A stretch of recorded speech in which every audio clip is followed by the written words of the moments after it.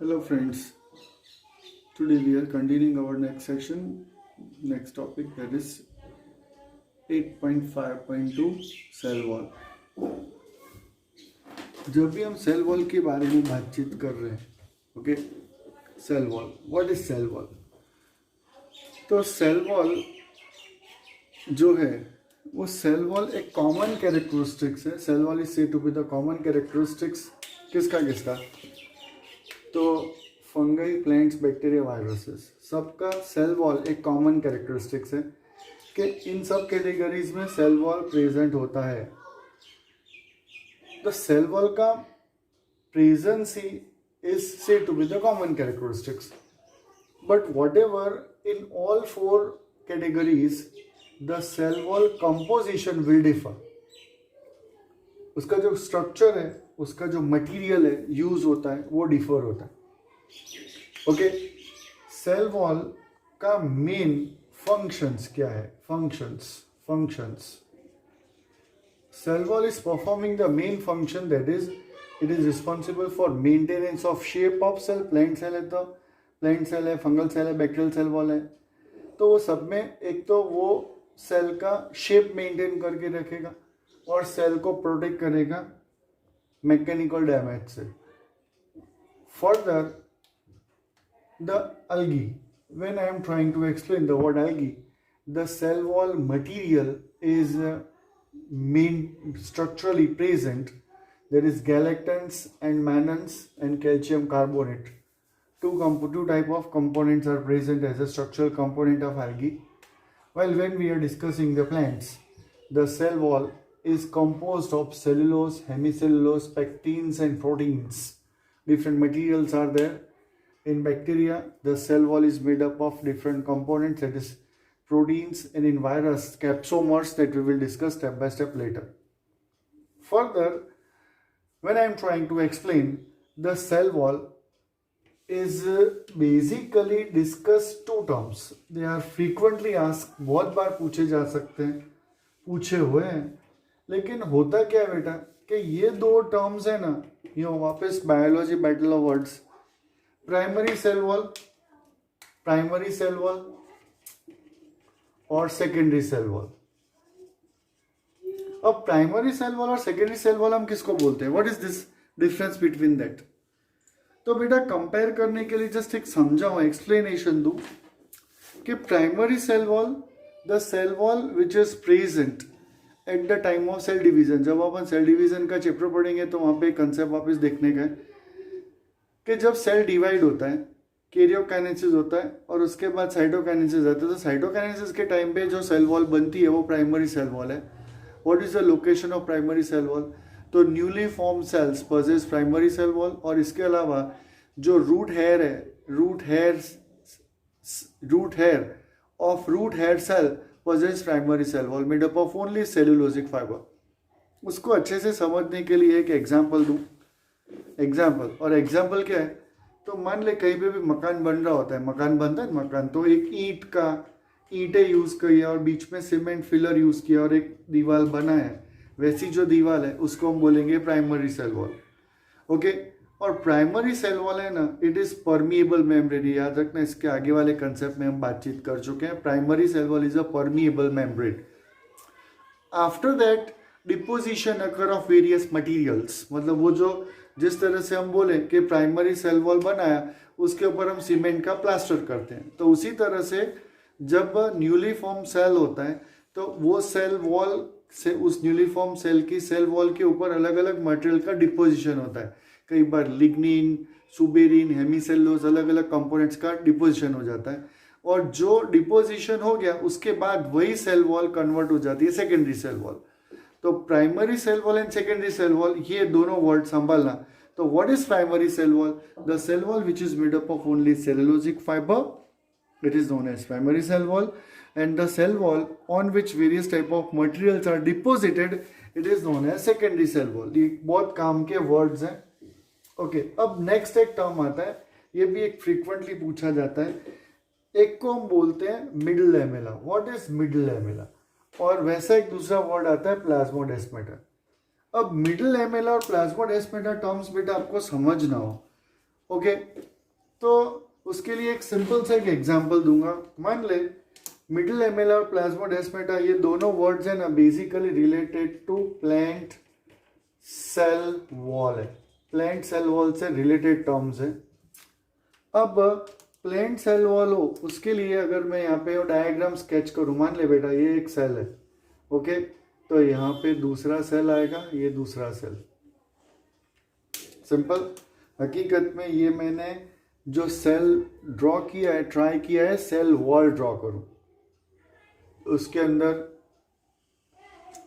Second layer मेरे को draw करना पड़े, और जो सेकेंड लेयर में ड्रॉ कर रहा हूं वो उसका प्लाज्मा मेम्ब्रेन है, ओके। और हकीकत में बेटा ये मैंने प्लांट सेल ड्रॉ किया है, नो प्लांट सेल ड्रॉ नहीं किया, मैंने प्लांट सेल का ट्रांसफर सेक्शन ड्रॉ किया है, क्योंकि प्लांट सेल तो क्लोज स्ट्रक्चर है, उसको स्लाइस कट करो तो अंदर क्या है देखने को मिलेगा, ओके। तो वैसे मैं नेबरिंग टू प्लांट सेल्स के सेक्शंस कट करके समझाने की बात कर रहा हूँ, ओके। तो अभी middle lamella, what is the meaning of middle lamella? तो middle lamella is just said to be the such a structure by which two adjacent plant cell cell wall, अब ये भी सेल वॉल है और ये भी सेल वॉल है, cell wall, और दो सेल वॉल के बीच में एडजेसेंट मटेरियल होता है, ये यहाँ पे बीचों बीच जो मटेरियल है जो कैल्शियम पैक्टेट से बना हुआ होता है, जो other near by plant cells wall को जोड़ के रखता है, उसको अपन बोलेंगे मिडिल एमेला, कैल्शियम पैक्टेट। अब प्लाज्मोडेस्माटा क्या है? अब प्लाज्मोडेस्माटा के लिए अभी मैं बोलूंगा, जैसे अभी तो बहुत मुश्किल हो गई है, नहीं तो कोरोना काल है, कोरोना काल से पहले जब अपन मिलते थे तो हाय हेलो शेक हैंड करते थे, है ना, एक दूसरे से मटेरियल एक्सचेंज करते थे। अभी तो ऐसा कंडीशन है पेन भी एक्सचेंज नहीं कर सकते क्योंकि कोरोना वायरस है, रियो वायरसेस है, ओके, वो बहुत पेंडेमिक सिचुएशन आ रहा है। तो हाय हेलो जो कंसेप्ट है यहाँ पे प्लांट सेल एक दूसरे से हाय हेलो करेगा ना, और मटेरियल एक्सचेंज करेगा, एक दूसरे से मटेरियल एक्सचेंज करेगा। तो मटेरियल एक्सचेंज करने के लिए पहले से उन्होंने प्लांट सेल ने बीच में कुछ चैनल्स रखे हुए हैं, चैनल्स। अब ये चैनल्स है ना, उसको हम बोलते हैं प्लाज्मोडेस्माटा। मतलब एक चीज बेटा समझने के लिए मैं एक एग्जांपल दे सकता हूँ कि मान ले ये मैंने ये पेन को पकड़ा, ये पेन को पकड़ लिया, मतलब अगर इसको एक सेल वॉल कंसीडर कर, इसको एक दूसरे सेल की सेल वॉल कंसीडर कर, ओके, ये दो ग्रिप कर लिया मैंने, और ये पेन का जो है ना, मार्कर पेन का ये जो पोर्शन दिख रहा है वो प्लाज्मोडेस्माटा। अभी इसके बीच में अगर मैं कोई ये फिलर के तौर पे अगर ये रख देता हूँ, ये रख देता हूँ, फोम रख देता हूँ, तो ये फोम है ना, ये सॉफ्ट स्पंज, ये बन जाएगा मिडिल एमेला कैल्शियम पैक्टेट का, ओके। और जो पेन है ना उसको अपन कंसीडर करेंगे दैट विल बी प्लाज्मोडेस्माटा, के जिससे एक सेल दूसरे सेल से हाय हेलो मटेरियल एक्सचेंज वगैरह कर सकता है, ओके। तो ये लिटरेचर रहेगा regarding cell wall. 8.5.3 that is endomembranous system. Independently, endomembranous system include basically 4 organelles: ER, Golgi apparatus, lysosome, vacuole.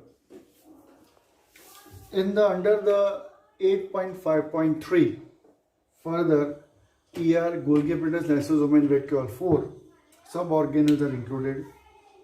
First of all, the question here is why these 4 organelles are included under the head endomembranous system. The answer is the work of this all 4 are coordinated with each other, hence these 4 are placed under the head endomembranous system. How and which way? Simple. I can sketch and trying to explain with the help of this diagram. Suppose I have drawn one circle that represents the outermost plasma membrane of animal cell.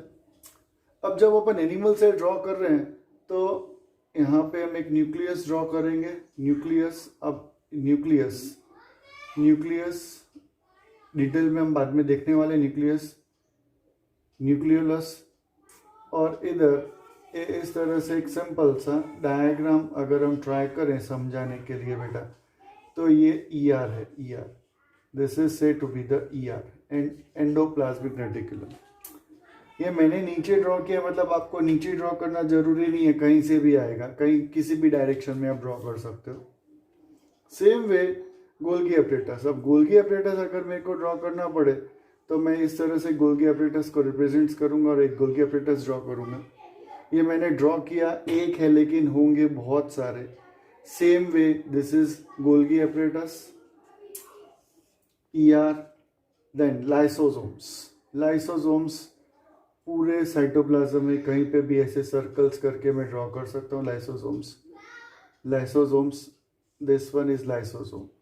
You have to make it clear when you are drawing any arrow, it means that particular site you have to touch the arrow, then and then it will be fruitful.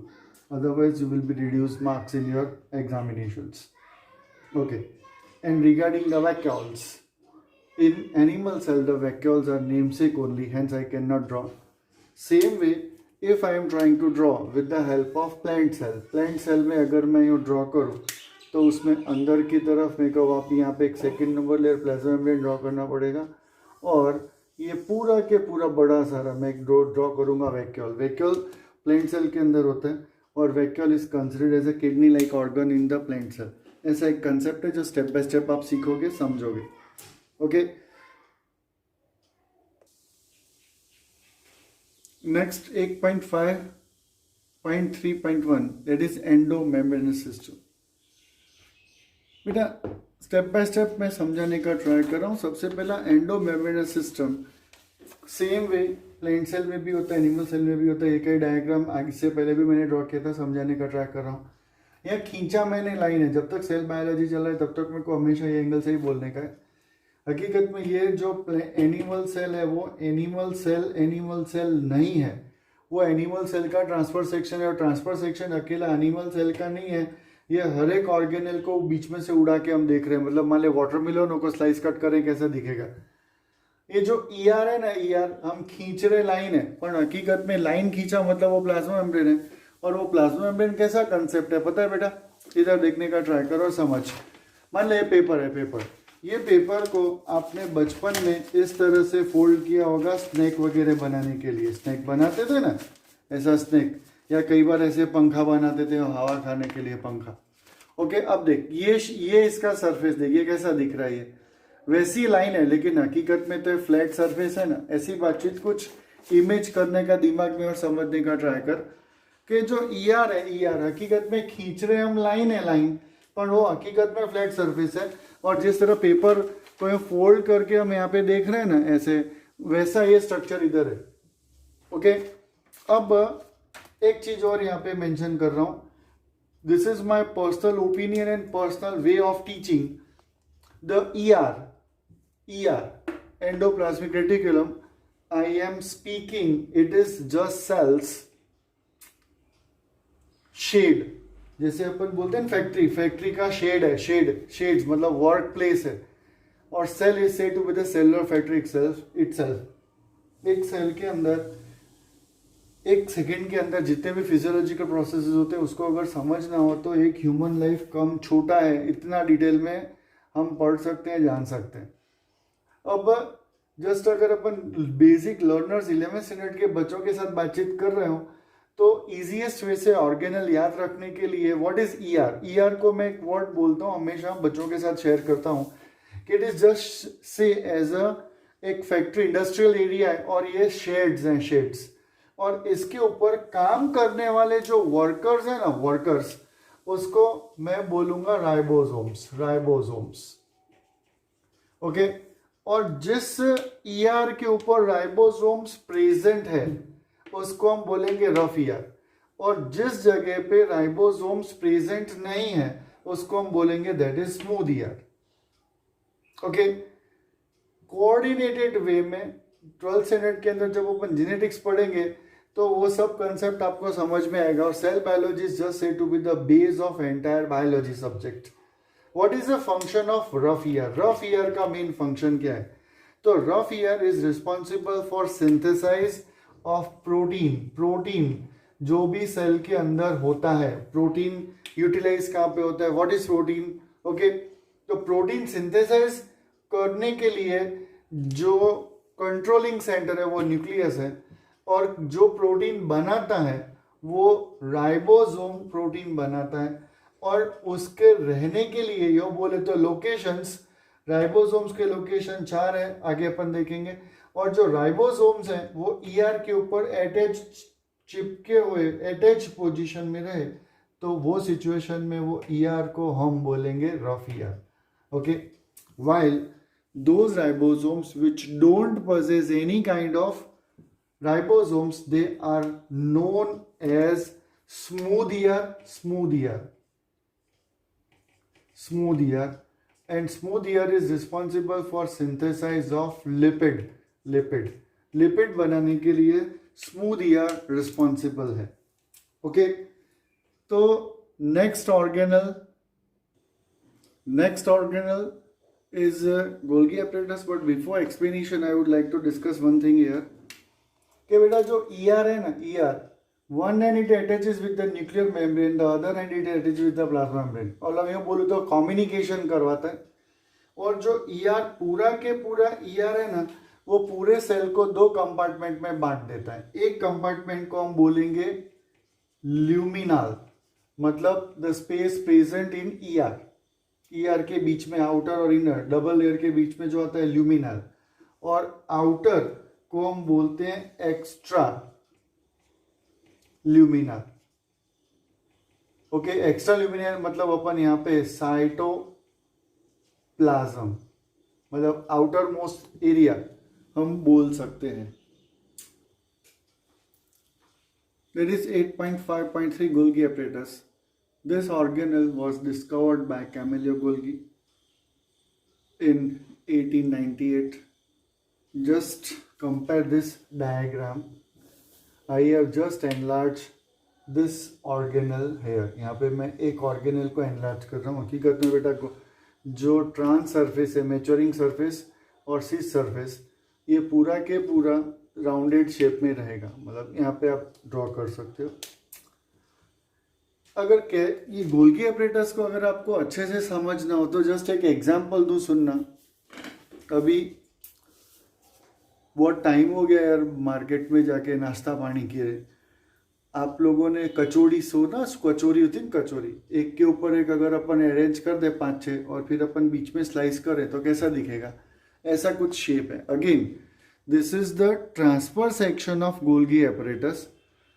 Golgi apparatus में जो पूरा compartment आया उसको अपन बोलेंगे उसके अंदर का, that is known as cisternae. अब एक चीज याद रखना, bio battle of word, cisternae and cristae. ये क्रिस्टी अपन बाद में देखने वाले हैं, अभी हमने सिस्टर्नी देखे। तो cisternae is just said to be the space present between 2 sacs of the Golgi apparatus। एक के ऊपर अगर आप कचौड़ी अरेंज कर दो और फिर स्लाइस कट करो तो बीच की जो स्पेस है ल्यूमेन, उसको अपन बोलते हैं सिस्टर्नी। अब ये सिस्टर्नी जितने हैं, all the cisternae arrange in the concentrical pattern, मतलब कंसेंट्रिकल एक के ऊपर एक अरेंजमेंट हो जाता है। अगर गोल्गी apparatus कि अगर मैं फंक्शंस की बातचीत करूं, लेकिन उससे पहले गोल्गी apparatus को मैं समझने के लिए एक कॉमन वर्ड बोलता हूं कि मैं गोल्गी apparatus को बच्चों को इजीली याद रखने के लिए और सेल के अंदर के लिए वर्ड यूज करता हूं पैकेजिंग हाउस। बेटा याद रखना, समझना कि मैं एक्सप्लेनेशन देते टाइम पे कई बार कुछ सिंपल वर्ड्स यूज करता हूं, और वो जो सिंपल वर्ड्स होते हैं वो वर्ड्स आपको एग्जाम में लिखने के लिए नहीं होते, वो आपको वो टॉपिक अंडरस्टैंड करने के लिए होते। ओके, अब अंडरस्टैंडिंग ऑफ द टॉपिक अलग है, एक्सप्लेनेशन अलग होता है, राइटिंग अलग होता है, एग्जामिनेशन के लिए प्रिपेयर करने का कंसेप्ट अलग होता है। तो स्टेप बाय स्टेप आपको लर्न करने का है, तो उसकी मेथडोलॉजी। और यहाँ पे जो वर्ड्स मैं आपको बोल रहा हूँ या समझाने का ट्राई कर रहा हूँ, यूट्यूब के ऊपर वीडियोस अपलोड कर रहा हूँ, उसका एम एक ही है कि आप बुक के जो टॉपिक्स हैं आप खुद पहले सुन लो, रीड करो, तो आपको वो लिख रहा क्या है समझना आसान हो जाए। इसके लिए तो जो वर्ड्स मैं यूज कर रहा हूँ और मैं बोल के यूज कर रहा हूँ कि ये मेरा वर्ड है, मतलब समझने के लिए मैं ये वर्ड यूज कर रहा हूँ। ओके, जैसे गोल्गी एपरेटस है, गोल्गी एपरेटस को मैंने कंपैरिजन कचौड़ी के साथ किया तुमको, तो जिससे आप वो कंसेप्ट इजीली समझ सको। और ये उसका ट्रांसफर सेक्शन कंसेप्ट रहेगा, वो भी आप अंडरस्टैंड करना। मैं इसको पैकेजिंग हाउस बोलता हूँ। पैकेजिंग हाउस क्यों बोलता हूँ? तो इससे पहले वाला जो अपन ने ऑर्गेनल देखा था ईआर, ईआर से जो लिपिड सिंथेसाइज हुआ, प्रोटीन सिंथेसाइज हुआ, वो ईआर से माइग्रेट करके यहाँ पे आ जाएगा, इधर इधर इधर इसके सिस्टर्नी के अंदर। और सिस्टर्नी के अंदर वहां से उसका प्रॉपरली एनालिसिस होगा। अपन उसको पैकेजिंग हाउस बोल सकते हो, क्वालिटी कंट्रोल डिपार्टमेंट भी बोल सकते हो। और उसके अंदर प्रॉपरली यूं बोलूं तो एक वर्ड है दैट इज ग्लाइकोप्रोटीन, ओके, और ग्लाइकोलिपिड। अब ये वर्ड देखे तो भी बेटा थोड़ा बहुत आइडिया आ जाएगा। ग्लाइको रिलेटेड टू ग्लूकोज और प्रोटीन दोनों का कॉम्बिनेशन करके कंपाउंड बनाएगा। प्रोटीन इधर से आएगा, ग्लूकोज कहीं से भी मतलब आउटर साइड सेल से एब्जॉर्ब कर सकता है। ग्लाइकोलिपिड प्रोडक्शन यहाँ पे होता है। और इसके अलावा सेल के अंदर जो भी नेक्स्ट ऑर्गेनल है, जो हम लाइसोसोम्स पढ़ने वाले हैं, वो लाइसोसोम प्रोडक्शन इस जगह से यहाँ पे होता है। मतलब कोई भी एंजाइम्स बनाना हो तो वो इस जगह दैट इज गोल्गी एपरेटस के सिस्टर्नी के अंदर प्रोड्यूस होता है। यहाँ से वेसिकल फॉर्मेट में आता है, जो नेक्स्ट वेरी नेक्स्ट ऑर्गेनल में समझा रहा हूं मैं, दैट इज लाइसोसोम। मतलब गोल्गी एपरेटस को अपन